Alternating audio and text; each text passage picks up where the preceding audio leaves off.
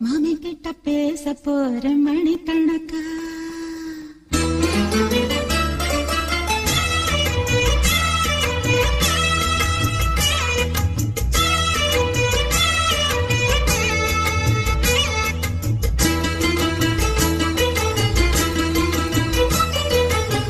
புது வளையல அரைச்சி தொண்டையில தான் நினைச்சி